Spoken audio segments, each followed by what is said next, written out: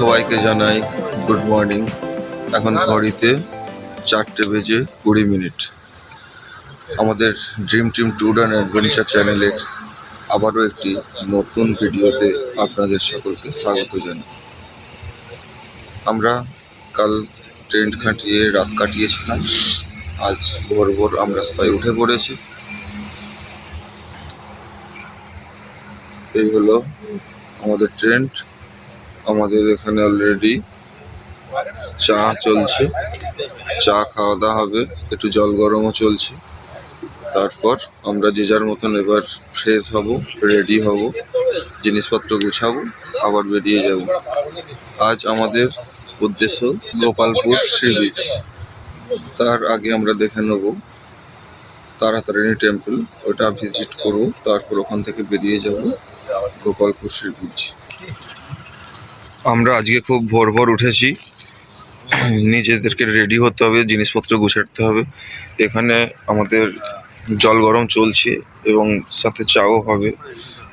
বন্ধুরা সবাই উঠে পড়েছে ট্রেনের ভেতরে। এই হলো Kalyan. Good morning Kalyan. Morning, সুপ্রভাত সকলকে। একটু ওয়েট বাড়া রকিদা, গুড মর্নিং। গুড মর্নিং রাজুদা, গুড মর্নিং।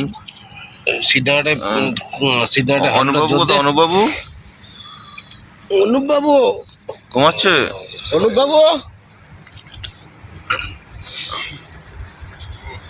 এখনো ভোরের আলো খুব একটা ভালো ফোটে না। আমরা আগে থেকে একটু রেডি হয়ে নিচ্ছি তাড়াতাড়ি, যাতে আজকে এখান থেকে বেরিয়ে যেতে পারি।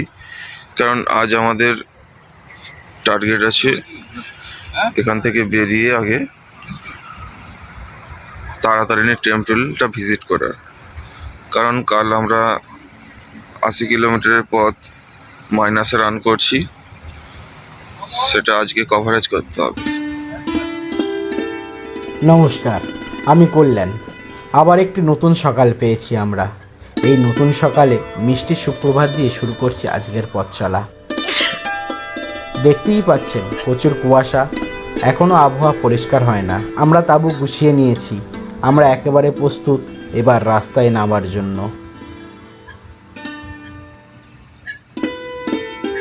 Good morning.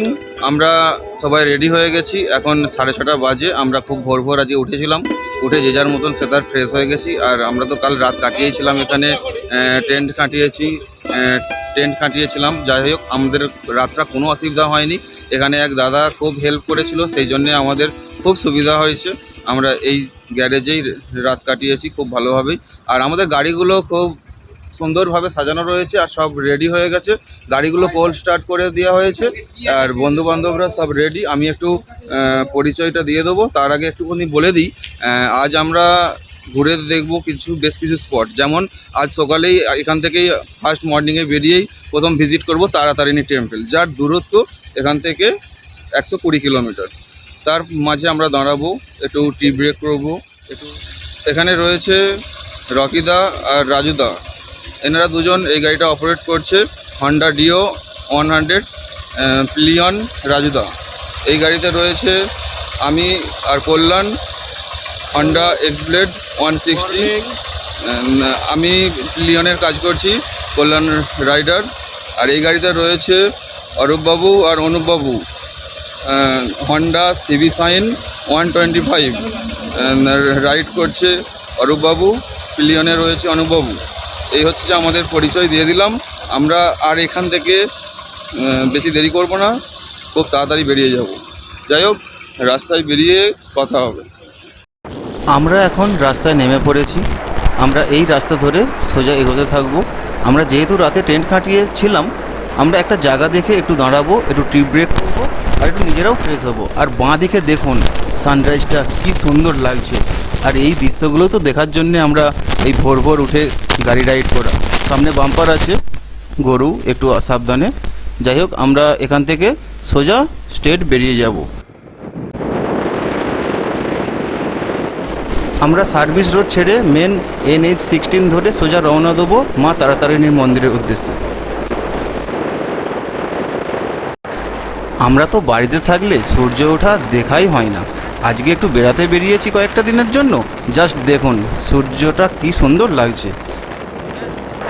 আমরা তো এখান থেকে বেরিয়ে এখন যেতে চলেছি মা তারাতারিণী মন্দিরের উদ্দেশ্যে। কিন্তু আজকের আমাদের প্ল্যান রয়েছে গোপালপুরের নাইট স্টে। আর সামনে একটু দাঁড়াবো, একটু ট্রিপ ব্রেক করব, তারপরে কন্টিনিউ আমরা জার্নিটা করতে থাকবো। আপনারা সঙ্গে থাকুন।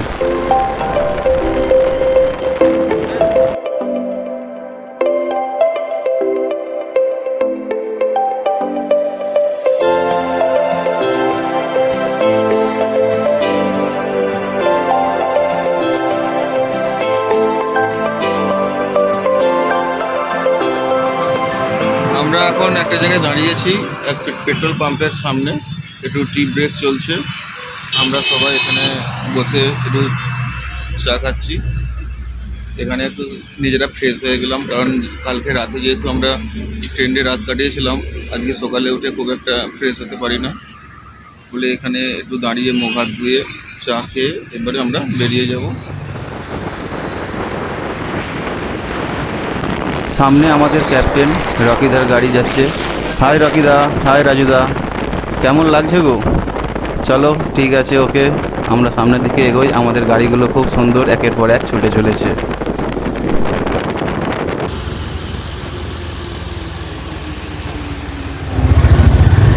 গোপালপুর ও দারিংবাড়ি সিরিজের দ্বিতীয় দিনের আমাদের প্রথম টোল প্লাজা।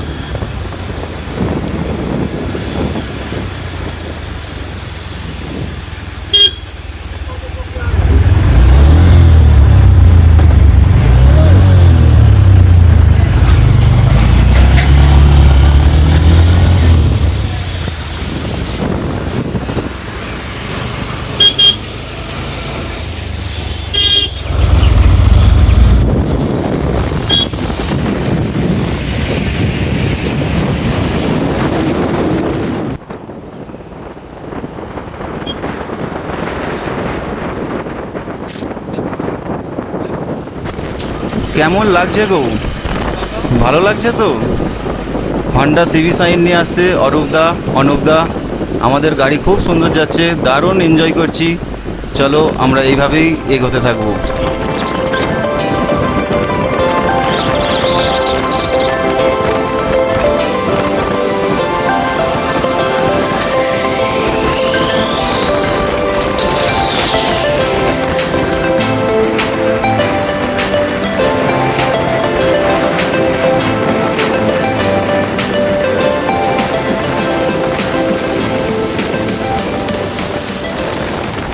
সামনে বোর্ড দেখতে পাচ্ছি, দেখে বলছি। Visakhapatnam 354 kilometre, Berhampur 109 kilometre. আর এই বেহারামপুর থেকে মা তারাতারিণী মন্দিরের দূরত্ব প্রায় 30 কিলোমিটার।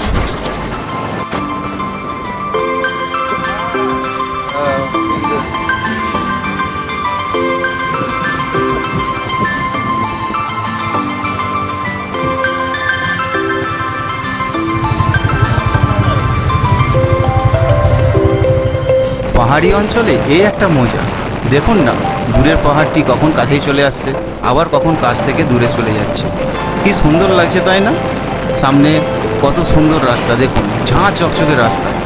এই রাস্তা দিয়ে গাড়ি চালাতে বা বাইক রাইড করতে কার না ভালো লাগে? তাও আবার এই সকালে ফাঁকা রাস্তা, দূর দিগন্ত, চোখের দৃষ্টি যত দূর যাচ্ছে তত দূরই দেখতে পাচ্ছি। আমরা এইভাবে বাইক রাইড করেই সামনের দিকে এগিয়ে চলছি।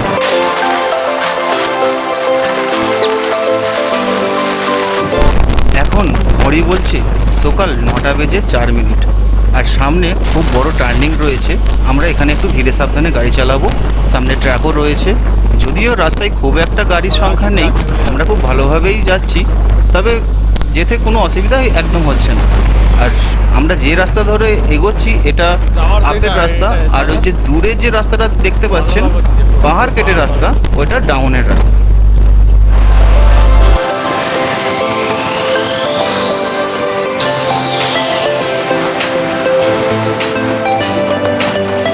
আমরা মেন হাই রোড ছেড়ে বেশ কিছুক্ষণ হলো লোকালে ঢুকে পড়েছি, আর এখানে লেফট সাইডে বেশ কটা মন্দির দেখতে পাচ্ছি। আর আমরা ভিডিও খুব একটা বড় করছি না, রাস্তা দেখিয়ে সামনে দেখানোর অনেক কিছুই রয়েছে।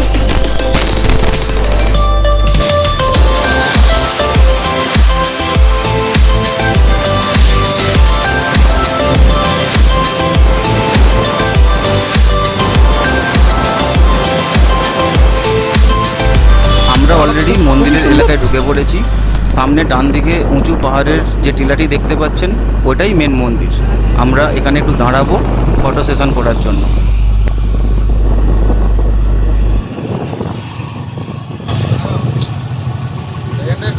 ফটো সেশন হবে।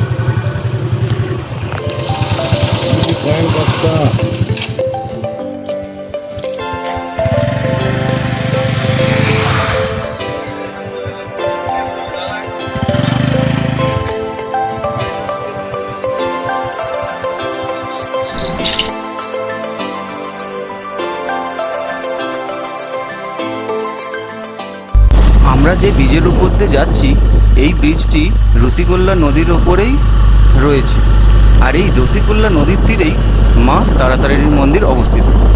আর এই তারাতারিণী মন্দিরটি কুমারী পাহাড়ের মধ্যেই রয়েছে। আমরা খুব তাড়াতাড়ির মধ্যেই মন্দিরে এন্টার করতে চলেছি, সঙ্গে থাকুন।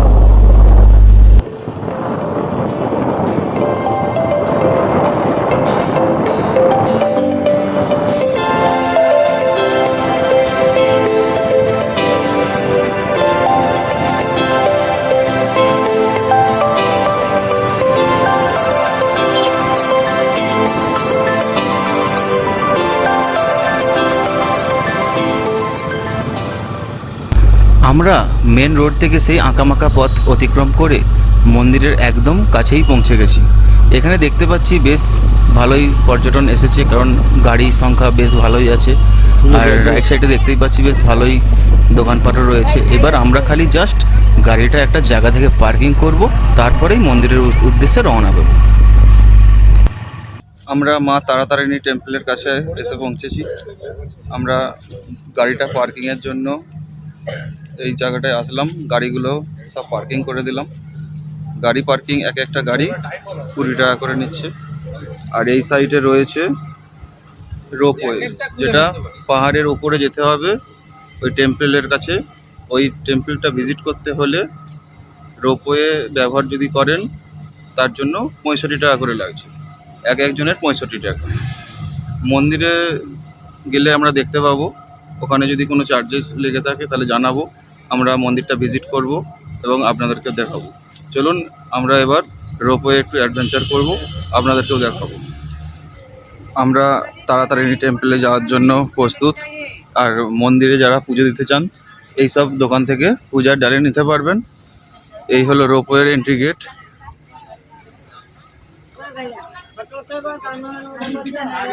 আমরা রোপওয়ের মেন জায়গায় যেতে চলেছি। সামনে টিকিট কাউন্টার আছে, ওখান থেকে আমরা টিকিট সংগ্রহ করব। রোপওয়ে করে আমরা টেম্পলে উঠব।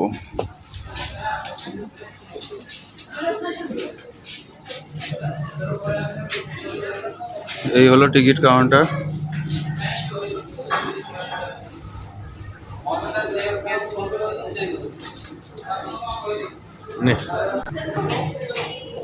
এই টিকিট কাউন্টারের পাশেই রয়েছে এরকম নানা রকমের ঘর সাজানোর জিনিস, ছোট বড় মাঝারি, দামি কমা দামি, বিভিন্ন রকমের জিনিস রয়েছে। কল্যাণ যেটা বলছে এগুলো সব হাতে তৈরির জিনিস। আপনারা এখানে আসলে এই জিনিসগুলো নিয়ে গিয়ে বাড়ি সাজাতে পারবেন।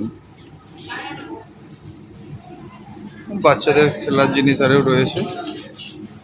রোপওয়েতে যখন খুবই ভিড় হয়ে যায়, লাইন পড়ে, তখন এখানে আপনারা একটু বসে রেস্ট নিতে পারবেন।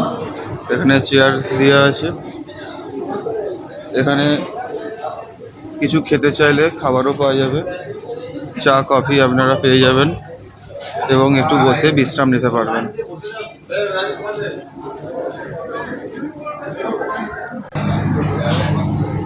আমরা অলমোস্ট লাইনে দাঁড়িয়ে পড়েছি। লাইন ঠিক এইভাবে ঘুরে ঘুরে যাচ্ছে। টিকিট আমরা হাতে পেয়ে গেছি, রকিদার হাতে টিকিট রয়েছে।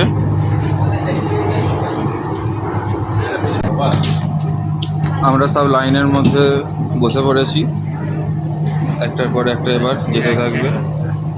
হ্যাঁ,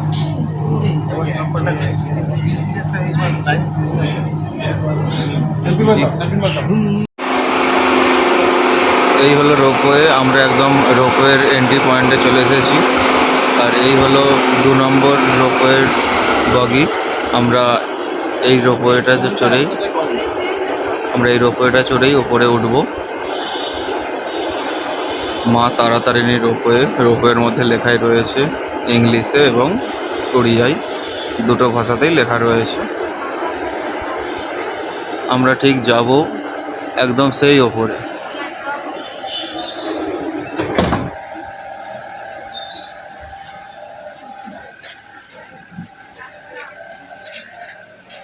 আমরা রোপওয়ে এন্ট্রি করলাম। আমরা অলমোস্ট রোপওয়ের বগিতে উঠে পড়েছি। আমরা টোটাল 6 জন এসেছি। 6 জনের মধ্যে 4 জন ওপরে চলে গেছে, কারণ একটা রোপওয়েতে 4 জন করে নিচ্ছে। এর বেশিও নেবে না, কমও নেবে না, যার জন্য আমরা ডিভাইড হয়ে গেছি। আমরা এটাতে রয়েছি, আমি আর কল্যাণ, আর বাকি 4 বন্ধু ওপরে চলে গেছে।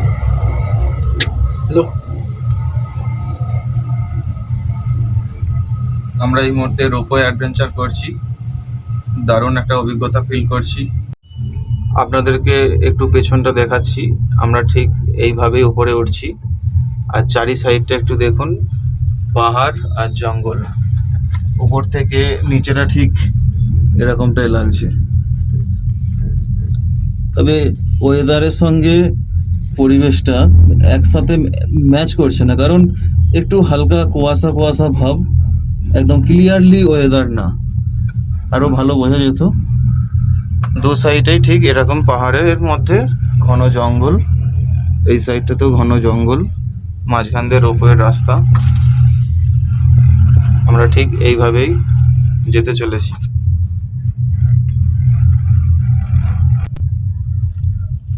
আমরা একদমই কাছাকাছি এসে পৌঁছেছি। এবার নামতে হবে। নেমে আমরা মা তারাতারিণী দর্শন করব। মন্দির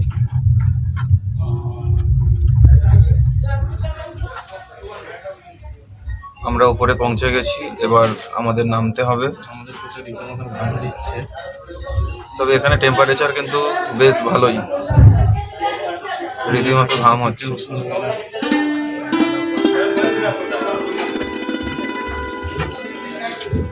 আমরা রোপওয়ে থেকে নেমে পড়লাম। এবার আমরা মন্দিরের দিকে রওনা দিচ্ছি।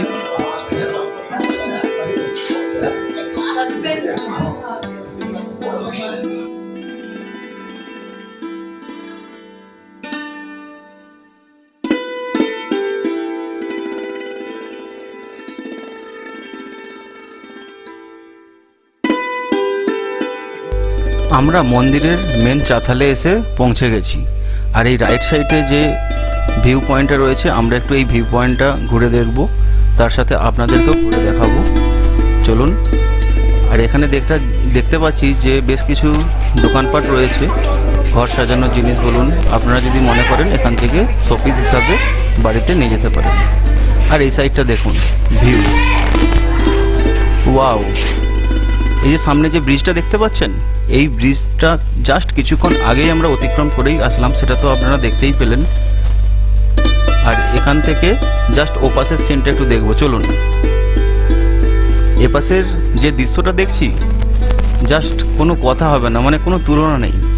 যেন মনে হচ্ছে একটা সারপ্রাইজ নিয়ে বসে আছে কেউ, মানে অপেক্ষা করছে জাস্ট আমরা কখন দেখব। আর সিনটা যেন এক কথায় বলাই চলে, যেন জাস্ট কিছুটা ড্রোন শটের মতো। যদিও আমরা ড্রোন শ্যুট নিচ্ছি না, ক্যামেরাতেই শ্যুট করছি। আর আমরা এই যে জায়গাটা এসে উপস্থিত হয়েছি, এটা সমতল ভূমি থেকে প্রায় 700 ফিট ওপরে। এই ওপর থেকেই আমরা ভিউটা দেখছি, জাস্ট আপনাদেরকেও দেখাচ্ছি। প্রাকৃতিক দৃশ্য এমনই একটা জিনিস, যতই দেখি ততই যেন মন ভরে না, যেন ঘন্টার পর ঘন্টা দেখতেই থাকি, তাই না? আর একটা কথা আপনাদেরকে বলাই হয়নি, যেটা আমাদের অজানা ছিল, এখানে কিন্তু সিঁড়ি রয়েছে, দর্শনার্থীরা সিঁড়ি ভেঙেও ওপরে আসতে পারে। সিঁড়ির সংখ্যা মাত্র 999টি। আপনারা আসলেও আসতে পারেন, কারণ এখানে এসে আমরা যেটা দেখতে পাচ্ছি, অনেক দর্শনার্থীরা সিঁড়ি ভেঙে ওপরে আসছে।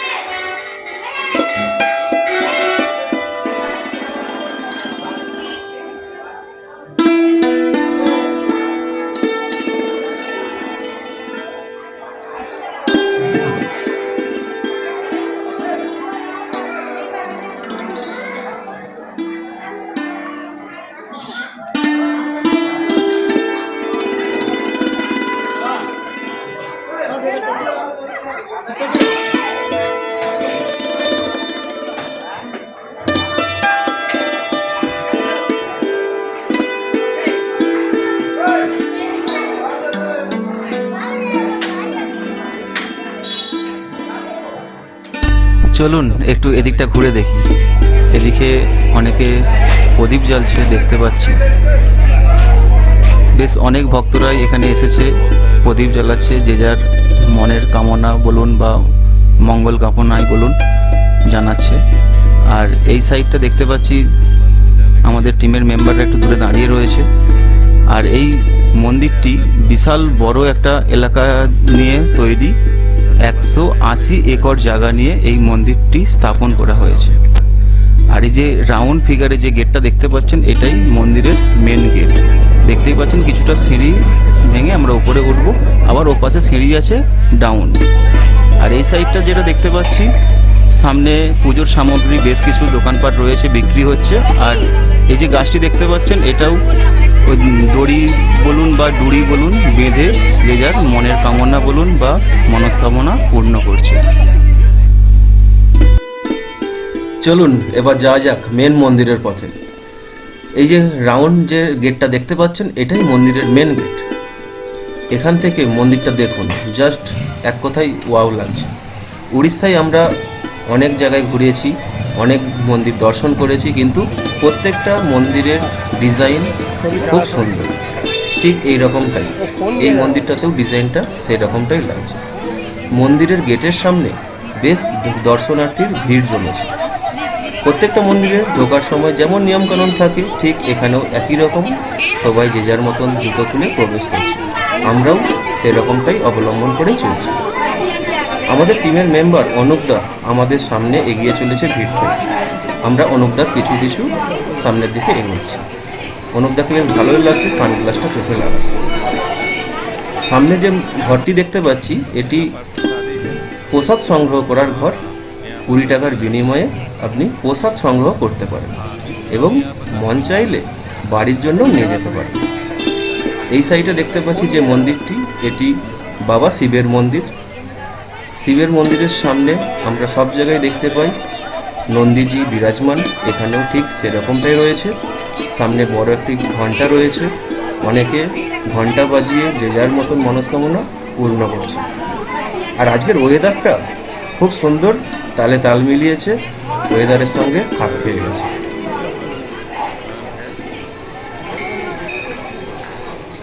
মেন মন্দিরের গেটের সামনেই দেখতে পাচ্ছি খুব ভিড় জমেছে বা একটা লম্বা লাইন পড়েছে। আমরা ওই লাইন ঠেলে ভেতরে ঢুকছি না, আমরা জাস্ট লেফট সাইড ধরে কিছুটা এগিয়েই রাইট সাইড ঘুরতেই দেখতে পাচ্ছি একটা ছোট্ট গেট। ওই গেট দিয়েই আমরা মাকে দর্শন করে বেরিয়ে আসি। যেহেতু এখানে ফটো সেশন, ভিডিওগ্রাফি তো কিছুই করা যাবে না, সেক্ষেত্রে আমরা ভেতরের কোনো চিত্র দেখাতে পারছি না। আর সামনে যে মন্দিরটি দেখতে পাচ্ছেন সিদ্ধিবিনায়কের মন্দির, গণেশ মন্দির। আমরা এই মন্দিরটা দেখে জাস্ট রাইট সাইডে ঘুরে যাব, তারপর ওই সাইড দিয়ে ঘুরে আবার পুনরায় এই সাইডে আসতে থাকবো আমরা। সত্যিই মন্দিরের ভেতরটা খুবই সুন্দর।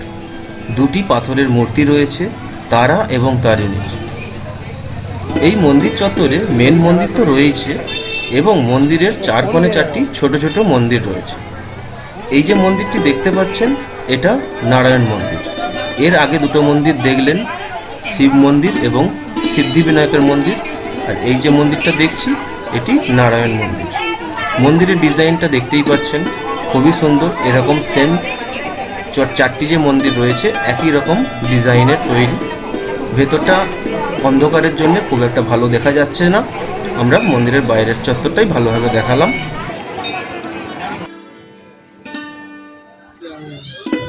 মন্দিরের ঠিক পেছন সাইডটাই আসলেই দেখা যাবে গাড়ির পার্কিং, যেটা হচ্ছে যে প্রাইভেট কার বা এখানকার ছোট গাড়ি যে সমস্ত কার নিয়ে যারা আসতে চলেছে বা আসে তাদের গাড়ি স্ট্যান্ড এখানে।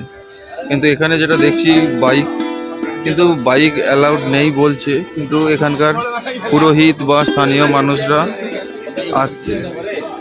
আমাদেরকে যদি পারমিশন দেওয়া যেত খুবই ভালো হতো, কিন্তু পারমিশন না পাওয়ার কারণে আমাদেরকে রোপওয়ে ব্যবহার করতে হলো।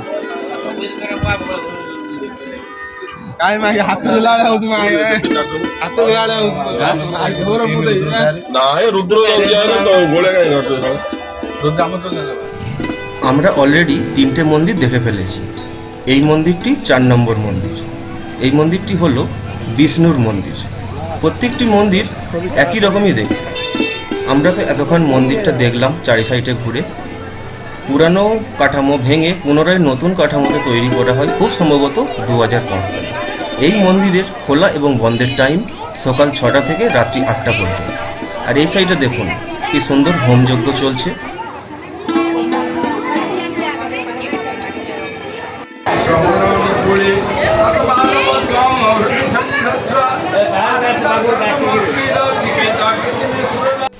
আমরা অলরেডি মন্দির দেখে নিচের দিকে নামতে শুরু করেছি। রোপওয়ে থেকে নিচের দৃশ্যটা খুব সুন্দর লাগছে। আজকে আমাদের প্ল্যান রয়েছে এখান থেকে সোজা চলে যাব গোপালপুরে নাইট স্টে করব। গোপালপুর সি বিচটা আজ আমরা একটু ঘুরে দেখব এবং আজকে ওখানেই স্নান করব, যার জন্য এখানে আর সময় নষ্ট করছি না এবং ভিডিওটাও আর বাড়াতে যাচ্ছি না। ডাইরেক্ট দেখা হবে গোপালপুরে গিয়ে, ওখানে গিয়ে কথা হবে।